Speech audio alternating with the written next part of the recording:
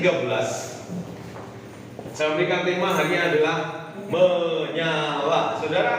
Saudara pasti tahu atau seringkali mendengar itu ada peribahasa dalam bahasa Jawa itu dalam bahasa awu anget. Pernah dengar saudara? Artinya apa? Panas, pasti panas. Awu anget itu awu yang tidak kelihatan baranya, yang tidak kelihatan apinya, yang tidak kelihatan merah-merahnya. Bahkan mungkin dia warnanya mungkin abu-abu, atau bahkan kalau sekam itu sudah hitam seperti itu. Tapi ketika dibuka awu anget itu ada bara, dalam bahasa Jawa mowo. Ada mowo yang begitu mongah-mongah, yang begitu panas. Bahkan setiap orang kalau tidak awu anget, kalau menginjak awu hangat bahasa Indonesianya, nginjak awu anget pasti melonyok. Nggih betul. Kenapa saya dibuktikan ini? Pasti setiap orang senginjak awu anget itu akan melonyok. Karena apa? Ada bara di sana yang membuat luka di setiap kaki. Saudara, ketika Tuhan Yesus mencurahkan Roh Kudus kepada para rasul, itu terjadi pada waktu itu. Siapa Petrus? Tidak kelihatan dia sebagai orang yang mungkin orang-orang yang terpandang, orang-orang yang dipandang oleh orang ini orang hebat, ini orang luar biasa. Tetapi ketika dia berkhotbah, ada 3.000 orang langsung bertobat pada waktu itu. Begitu juga dengan diri saudara dan saya. Ketika saudara menerima Roh Kudus, ketika kau percaya Yesus sebagai Tuhan dan Juru Selamat, ingat baik perkataan saya. Orang gak pernah pandang saudara dengan wajah saudara. Orang gak pandang saudara dengan pangkat saudara. Orang gak pandang saudara dengan jabatan saudara. Tapi saudara itu seperti awu anget. Katakan amin. Katakan amin. Saudara seperti awu anget tadi. Terkadang dipandang wajahnya jelek, gak punya pengaruh. Ya kayaknya seperti ini, seperti itu. Tapi ingat baik-baik, ketika orang mulai menginjak saudara, menginjak saudara, ketika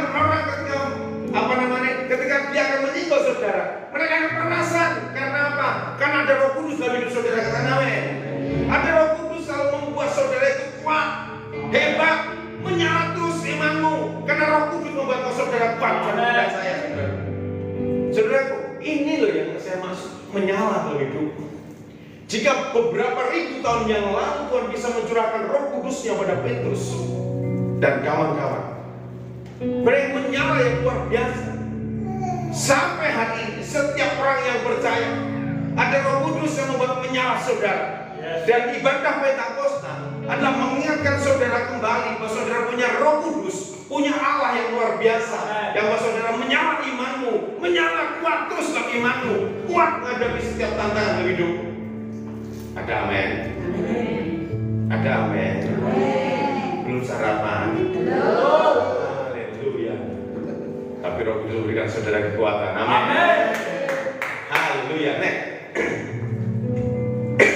Saudara, Pentakosta dalam orang-orang biasa orang Yahudi itu adalah pesta panen raya gandum, saudaraku, atau hari raya 7 minggu. Maksudnya bukan 7 minggu berturut-turut pesta itu tidak, tetapi maksudnya itu pesta 7 minggu itu pesta gandum, pesta raya. Kenapa? Mereka panen besar-besaran dan mereka berkumpul di satu tempat untuk mempersembahkan kepada Tuhan, kepada baik Allah.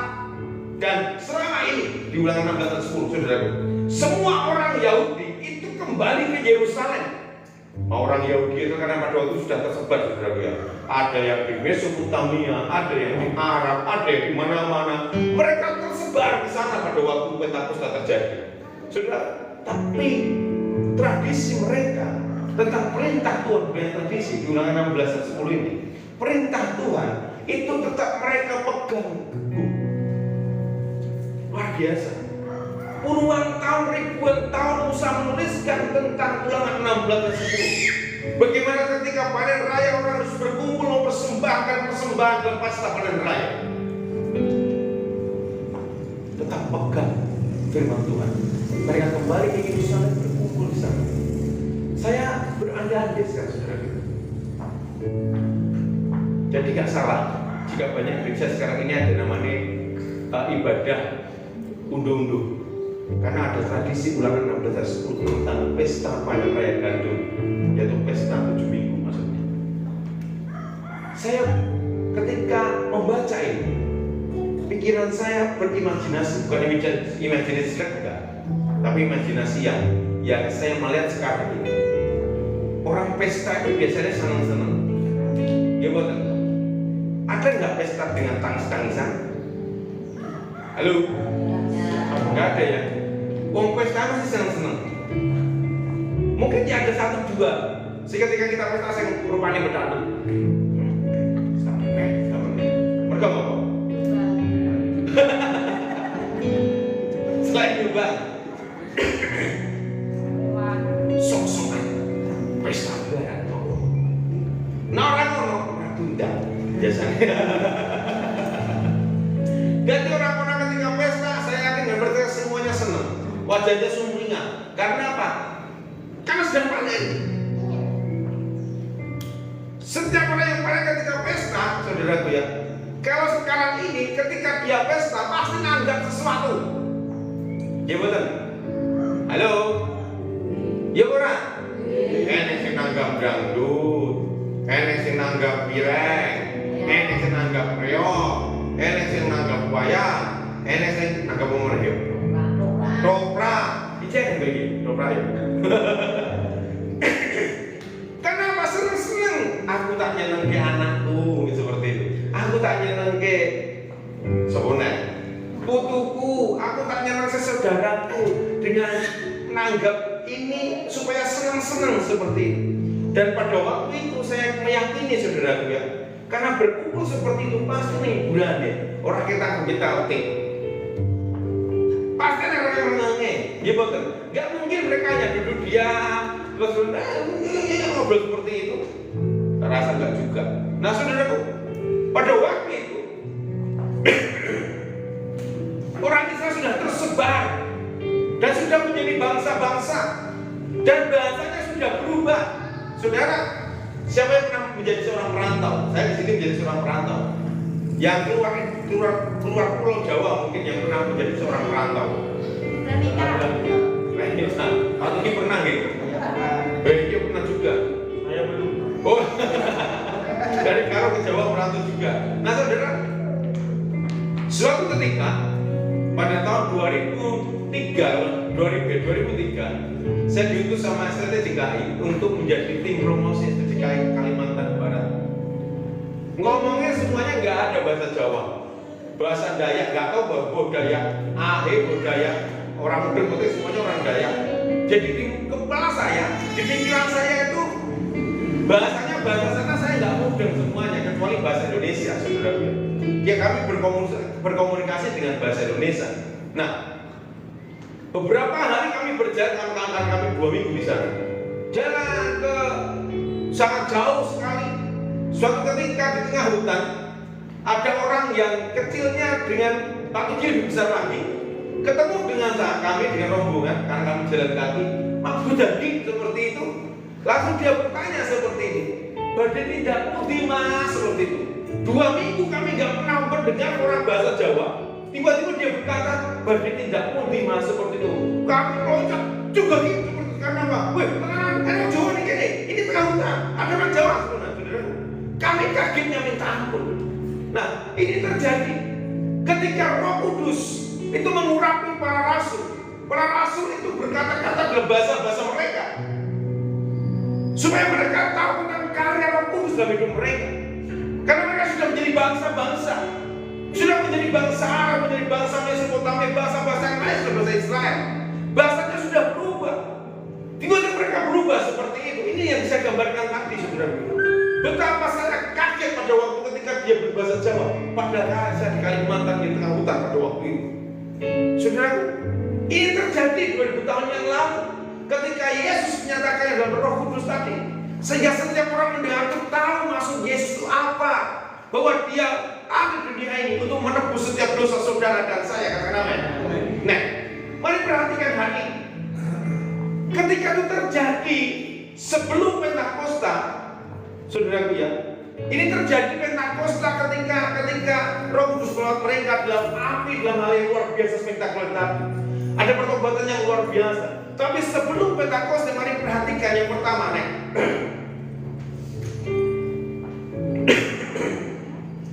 Jangan PTA hanya gur nonton ya, gur pemanis tok.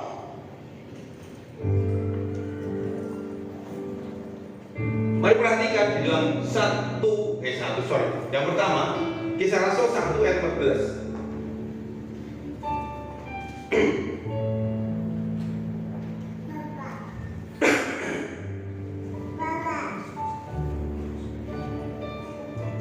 Kisah Rasul 1 ayat 14. Klik. Oh belum. Ada sudah ketemu? Amin. Ya sudah ketemu, silakan dibaca. Demikian firman Tuhan. Mereka semua bertekun dengan sehati dalam doa bersama-sama dengan beberapa perempuan serta Maria ibu Yesus dan dengan saudara-saudara Yesus. Saudara, sebelum terjadi pencurahan Pentakosta, mari perhatikan bagaimana mereka adalah memperbaiki teamwork. Teamwork itu adalah tim kerja para rasul dan semua para muridnya, saudara. Mereka memperbaiki teamwork, saudaraku. Ketika memperbaiki teamwork tadi, saudaraku, ya, kita tahu berapa rasul pada waktu itu sebelum kejadian ini?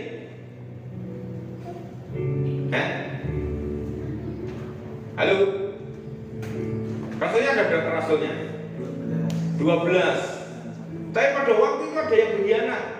Dia bunuh diri sehingga menjadi 11. Dan ketika dia ingin memperbaiki tim mereka, tim para rasul dan tim para murid-muridnya, perhatikan mereka semua ngapain? Berdoa. Ketika mereka berdoa itu mulai dari apa?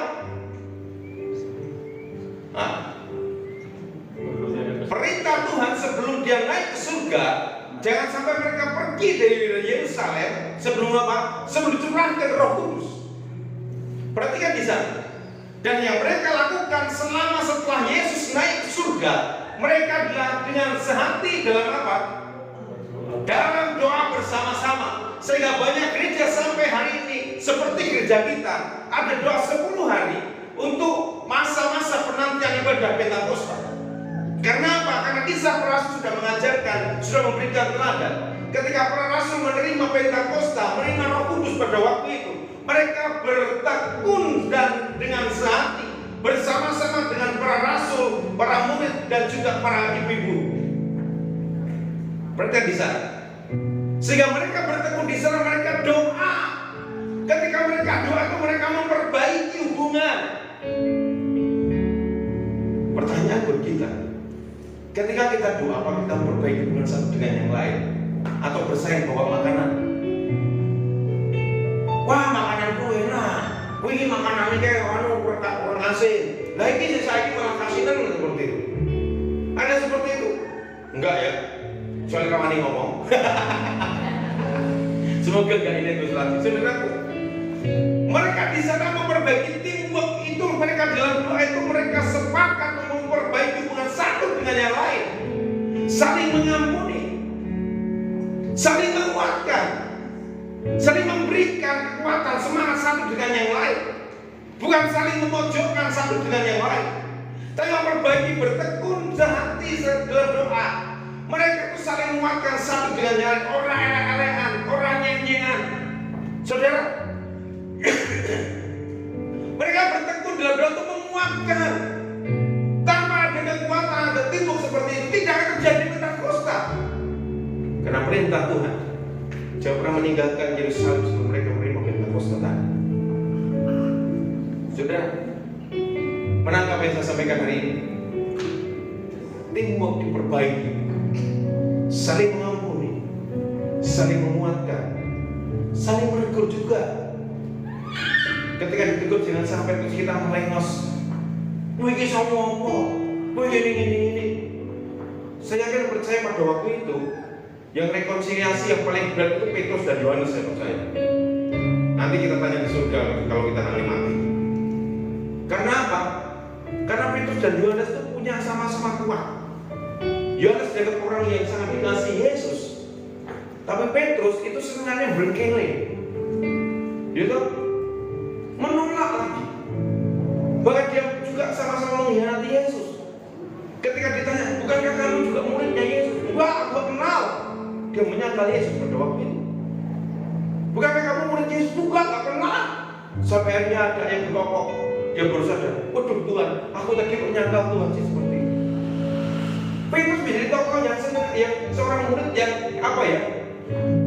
Siksa diri dalam tanda kutip. Yohanes itu seringkali duduk di kaki Yesus. Alkitab mengatakan bahwa dia adalah murid yang dikasihi Yesus. Tapi menjadi pemimpin siapa? Petrus. Yesus berkata, gembalakanlah domba-domba. Gembalakanlah domba-domba. Saya meyakini pada waktu itu Petrus dan Yohanes, saya yakini mereka pasti ada rekonsiliasi. Terus rapopo pemimpinnya, aku tak beda aja deh. Cara pelayananku gak sama seperti kamu. Kenapa gak dituliskan? Kejauhan soalnya saudaraku ya. Kita nak dituliskan, dia ketahuan, wah rekonsiliasi, ada pengampunan, ada gini. Orang rampung kita pengen nulis kok. Saudaraku, mari belajar hari ini memperbaiki teamwork. Ada saling menguatkan satu dengan yang lain, tapi mereka harus ada sehati sepikir dalam doa bersama. Saudara mau diperbaiki teamworknya di gereja kita? Ada amin? Amin. Mau diperbaiki ya teamworknya ya? Berarti saudara saya harus saling menguatkan satu dengan yang lain. Yes. Tapi harus saling menegur satu dengan yang lain. Ingat, saya sampaikan beberapa bulan yang lalu, gereja kita waktunya Rehobot. Amin. Gereja kita waktunya Rehobot. Tidak ada lagi pertentangan, tapi waktunya perluasan buat kita. Katakan amin. Yes. Yang kedua, yang tadi, yang kedua, Kisah Rasul 1:15 dan sampai 26. Saudara, terjadi pada waktu itu ketika mereka tahu bahwa ada lowongan, ada lowongan pekerjaan sebagai rasul, ada kelonggaran, ada sesuatu yang kosong di sana setelah Yudas Iskariot itu bunuh diri. Yang terjadi pada waktu itu mereka memilih satu orang untuk menggantikan seorang rasul.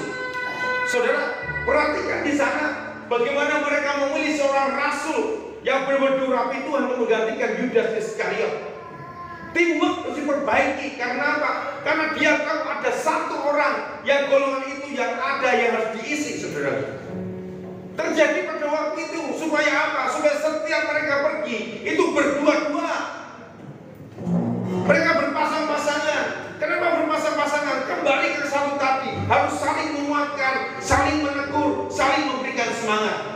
Karena ketika engkau pelayanan kesana kemari, ketika engkau sendiri, terkadang hidup kita akan lemah. Satu dengan yang lain tidak yang menguatkan. Saudara, ini the teamwork. Terjadi Pentakosta, memperbaiki dosa dan yang lain. Bahkan ada yang kosong di sana, itu diperbaiki.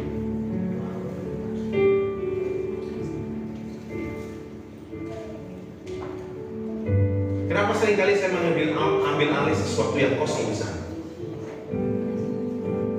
Karena saya tidak mau ada sesuatu yang kosong dalam setiap teamwork tadi. Saudara, mari belajar hari ini bagaimana Pentakosta terjadi, pencurahan Roh Kudus terjadi pada waktu itu. Ada rekonsiliasi, memperbaiki hubungan satu dengan yang lain. Dan ada sesuatu yang kosong itu harus diisikan hidup seseorang. Hidup saudara dan saya adalah sama. Ketika saudara dan saya harus menerima api Pentakosta, ingat apa yang baik. Saudara harus memperbaiki hubunganmu dengan Tuhan, memperbaiki hubunganmu satu dengan yang lain. Dan ketika ada kekosongan dalam hatimu, ingatlah baik-baik. Roh Kudus memberikan api terus, tapi itu semakin kuat, semakin kuat, semakin kuat, dan semakin kuat. Ada amin. Begitu hebatnya Roh Kudus, kita Allah kita yang hidup.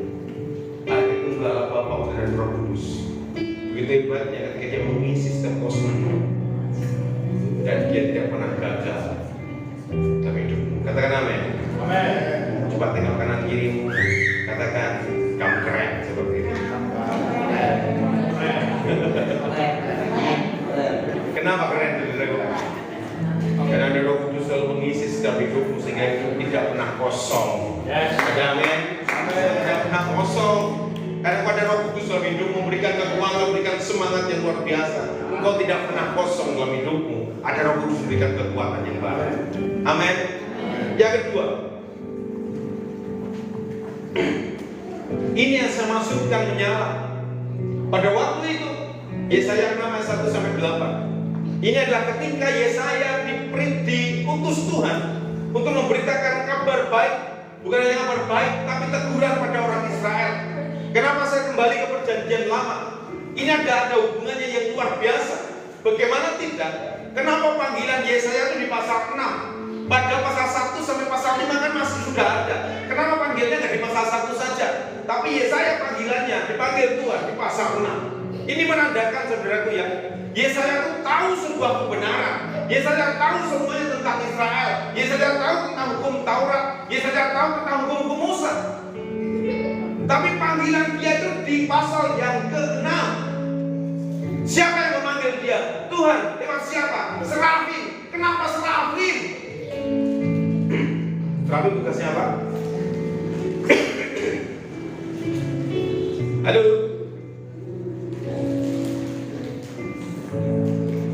Serafim itu tugasnya nyanyi. Sehingga ada perkataan serafim singer. Kenapa? Malaikat yang memuliakan Tuhan, serafim singer. Bukan kerubim. Kerubim itu menjaga kekudusan Tuhan. Ini nama-nama malaikat saudara. Serafim tidak hanya satu. Serafim itu banyak. Kita nggak bisa ngitung. Nanti tanya lagi di surga nanti. Dan di sini, karena kita hanya mengajarkan ada serafim, ada kerubim seperti itu. Serafim itu malaikat yang bertugas memuliakan Tuhan setiap waktu. Dia bernyanyi terus untuk memuliakan Tuhan seperti itu. Dan kalau kerubim itu yang menjaga kekudusan Tuhan. Jadi orang-orang kalau datang ke sana nggak bisa mental karena apa? Ada kekudusan yang dijaga oleh kerubim. Kok nggak kerubim? Kenapa serafim? Apa yang terjadi dengan serafim dan Yesaya? Saudara, pada waktu Yesaya melihat kemuliaan Tuhan, saudara ingat baik-baik. Ketika Yesaya melihat kemuliaan Tuhan, yang dia lihat seharusnya itu bukan serafim. Karena apa yang menjaga kekudusan kemuliaan Tuhan itu kerubim. Tetapi Alkitab mencatat di sana ada serafim di sana yang membawa apa? Halo ya, kembali ke Yesaya saudara yang bawa kitab Al-HP. HP-nya bukan untuk buka WA tapi buka Alkitab. Di Yesaya 6 ayat 1 sampai 8. Berarti kan di sana. Yang dia lihat Yesaya itu, yang dia lihat itu bukan kerubim, tapi serafim. Dan serafim bawa apa? Hah? Bawa itu yang menyala-nyala itu. Hah? Bawa api. Apa yang terjadi di sana? Dia menyonyokkan.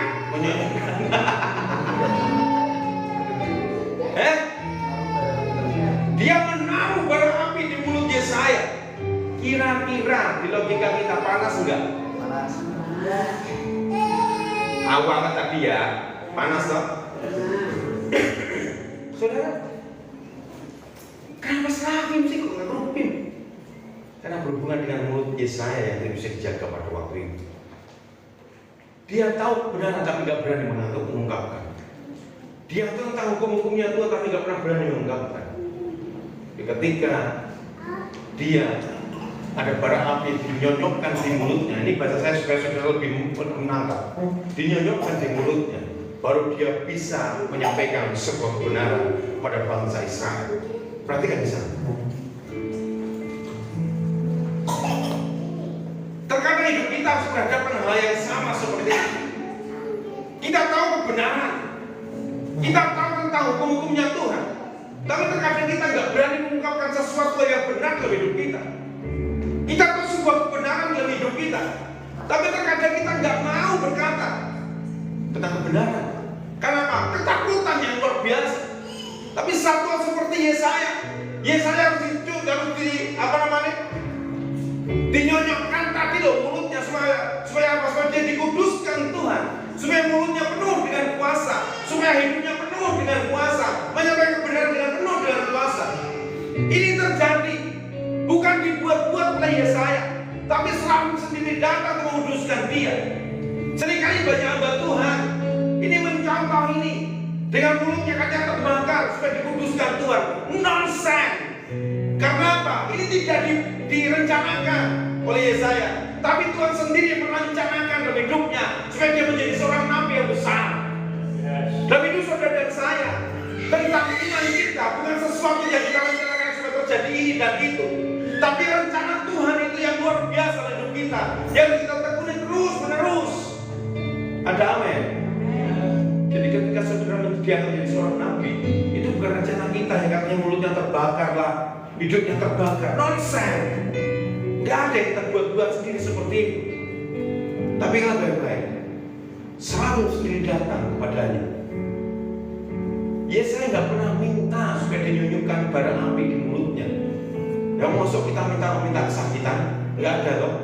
Dalam doa kita pernah nggak, Tuhan Yesus berikan aku kesakitan yang luar biasa supaya aku diberikan berkat dalam hidupku, memberkati banyak orang. Pernah ada doa seperti itu?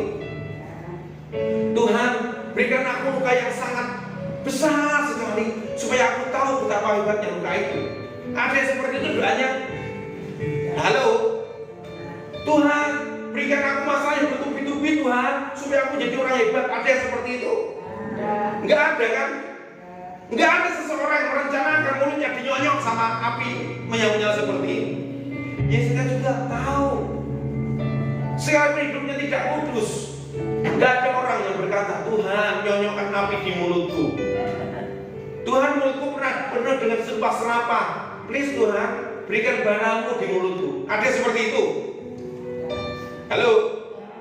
Enggak ada loh. Enggak ada orang yang pengen kesakitan dalam hidupnya.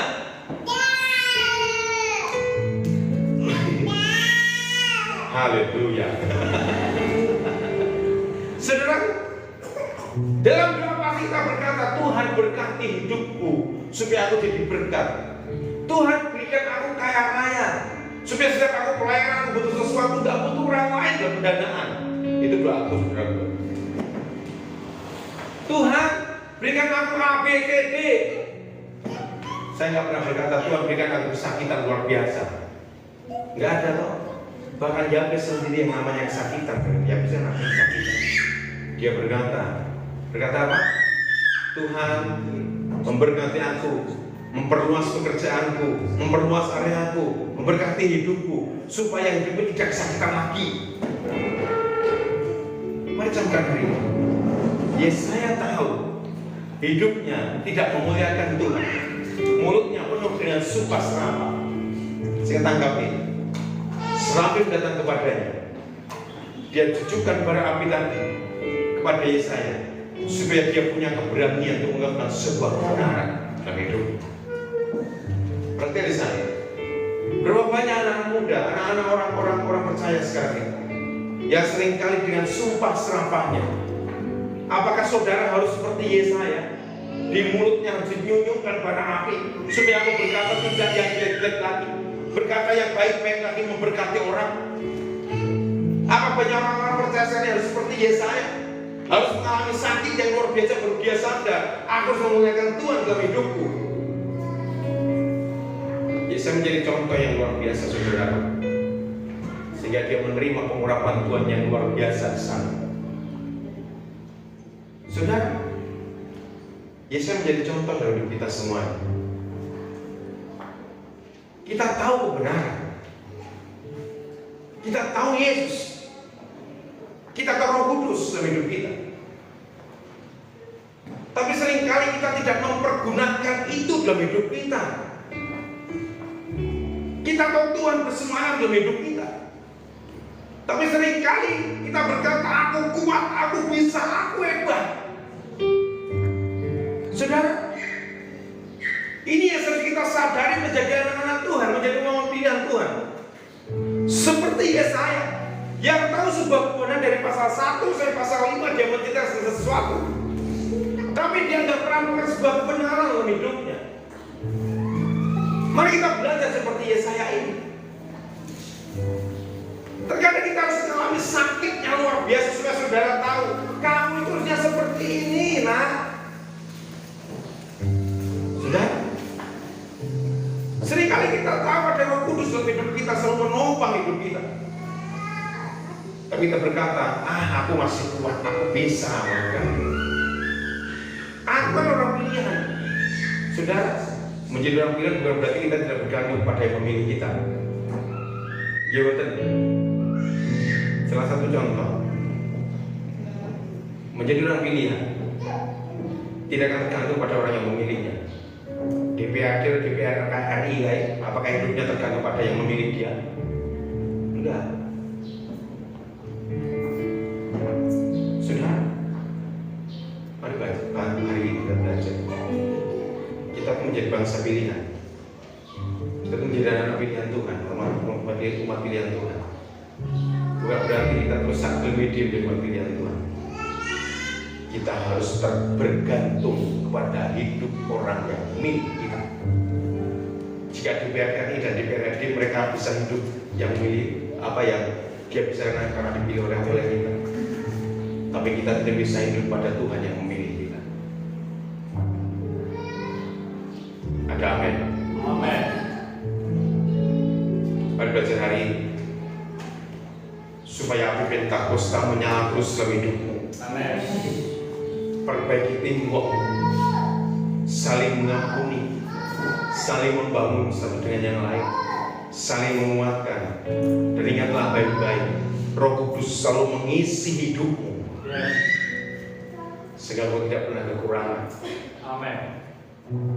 Dan ketika kau tahu sebuah kebenaran, ingatlah baik-baik, jangan sampai seperti Yesaya, harus dibakar mulutnya dengan api bara yang luar biasa, menyala, sehingga dia tahu apa yang harus dia kerjakan untuk memuliakan Tuhan.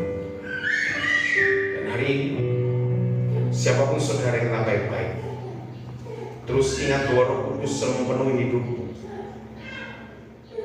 Dia tidak akan meninggalkan hidupmu sedetik pun. Menjadi orang pilihan Tuhan bukan berarti engkau tidak mau berbuat sesuatu yang menyenangkan Tuhan. Engkau bangga dengan penyataan aku anak Tuhan. Tapi saudara harus ingat, menjadi bangsa pilihan adalah bangsa yang berat. Hidupnya harus tulus, memuliakan Tuhan terus menerus, bukan memuliakan diri sendiri. Ada amin. Ketika Yesaya ada bara api yang mencucukkan di mulutnya, dia kuat, dia bisa mengatakan kabar baik. Sehingga ada pernyataan dalam ketika saya masih kecil ada nyanyian, bukan buat Yesaya, daripada lagu yang seringkali sampai hari ini membuat saya kuat. Sehingga seringkali kita harus ingat bahwa dasar fondasi iman kita bukan hanya berawal dari orang tua yang mengajarkan iman kita, tapi fondasi kita itu sekolah minggu, saudara. Saya sangat hafal dengan lagu ini. Sehingga ayo orang-anak guru syukur dan guru sekolah minggu, ajarkan anak tentang iman yang benar dalam hidup kita semuanya. Supaya ketika dia dewasa, sekalipun dia meninggalkan Tuhan, dia akan ditegur terkadang dengan lagu-lagu yang akan dia kecil. Ada lagu seperti ini.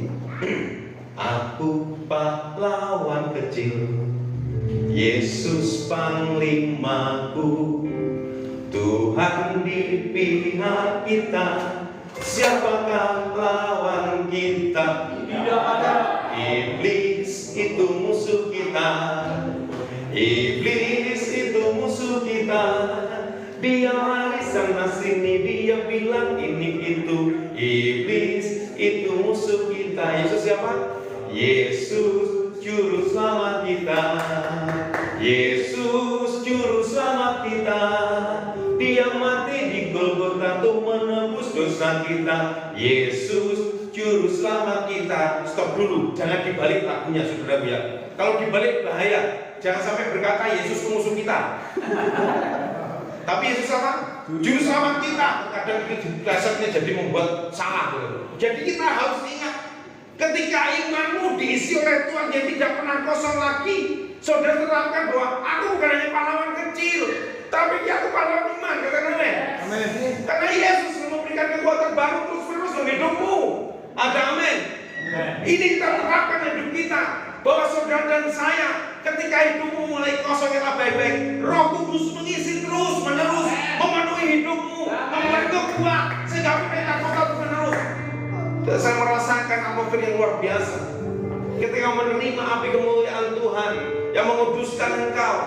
Kau bukan hanya menjadi orang-orang yang kamu orang percaya, kamu orang Kristen, tapi Tuhan bisa membuka setiap kanal dalam hidupmu. Kau bisa menyembuhkan orang, tapi bukan karena engkau, tapi karena Yesus bersemayam dalam hidupmu. Kau bisa mengusir setan, tapi bukan karena engkau, tapi nama di atas segala nama adalah Yesus yang berkuasa hidupmu. Saudara, teruslah memperbaiki timbuk dalam hidup, saling menguatkan, saling menghibur, saling memberikan kekuatan satu yang lain. Dan ingatlah selalu, jangan pernah biarkan hidupmu kosong, karena Roh Kudus di sana selalu memberikan kekuatan yang baru. Mari bangkit berdiri sama-sama.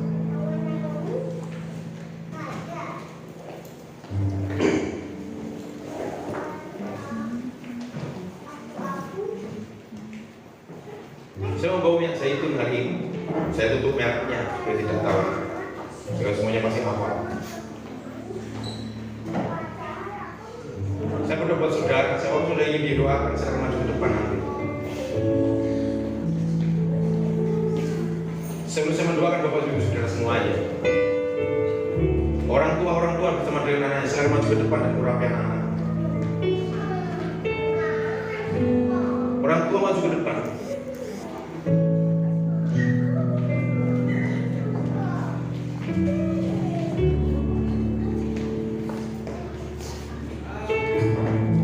Yes.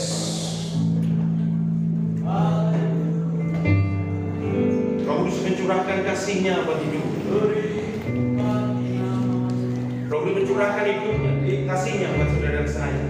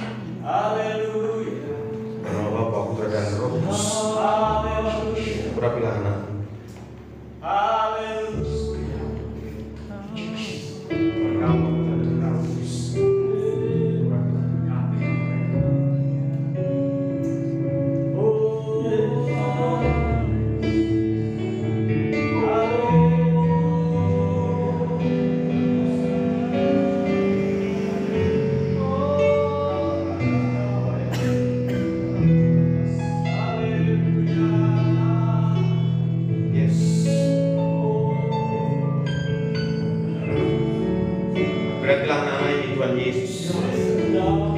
Ada generasi yang engkau makin memuliakan nama Tuhan Yesus. Kami dia Tuhan dalam nama Yesus. Berkat Yohanes, Axel Tuhan Yesus. Tuhan Yesus. Siu dalam nama Tuhan Yesus. Saya dalam nama Tuhan Yesus. Dan kemuliaan Tuhan Yesus. Engkau tidak pernah tinggal diam buat anak-anak. Dalam nama Tuhan Yesus. Yes. Dengan kekuatan baru Tuhan Yesus buat orang tua ini Tuhan Yesus. Yes, dengan kekuatan yang baru Tuhan tambahkan karunia Tuhan Yesus. Tambahkan karunia-Mu dengan kekuatan baru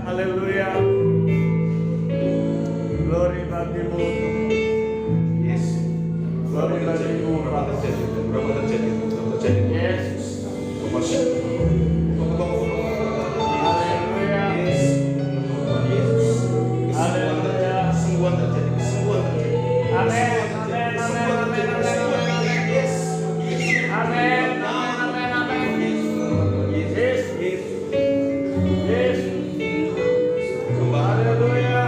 Yesus berkati dia urapan. Amin. Amin. Pengurapan terjadi, pengurapan terjadi. Haleluya. Dalam nama Tuhan Yesus. Dan kemuliaan menjadi mujizat tersebut. Pengurapan bertambah, tambah demi tambah terus kami. Dalam nama Tuhan Yesus. Haleluya.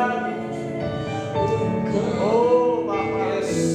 Berikan pemulihan, berikan kesembuhan hari ini Tuhan Yesus. Berikan kekuatan baru dalam nama Amin. Tuhan Yesus. Amin. Amin. Amin.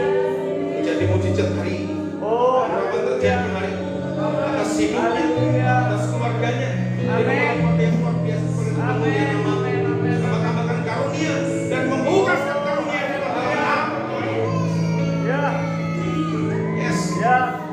yes, yes, yes. Oh, Nama Tuhan Yesus. oh, Letakkan haleluya. segala kuasa bukan dari Tuhan. Dalam Haleluya. nama Tuhan Yesus, nama Tuhan Yesus, kita kemuliaan nama Tuhan Yesus. Haleluya. Kemudian tambah-tambahkan hikmat-Mu senantiasa. Yes. Yes, Tuhan Yesus jadi ibu yang luar biasa. Dalam nama Tuhan Yesus, dalam nama Tuhan Yesus, nama Tuhan Yesus. Yes, berikan kekuatan yang baru. Jadikan dia berkat bagi sesamanya Tuhan Yesus. Dalam nama Tuhan Yesus, dalam nama Tuhan Yesus, dalam nama Tuhan Yesus. Yes, nyatakan hari ini segala sakitmu telah disembuhkan Tuhan dalam nama Tuhan Yesus. Segala kepahitan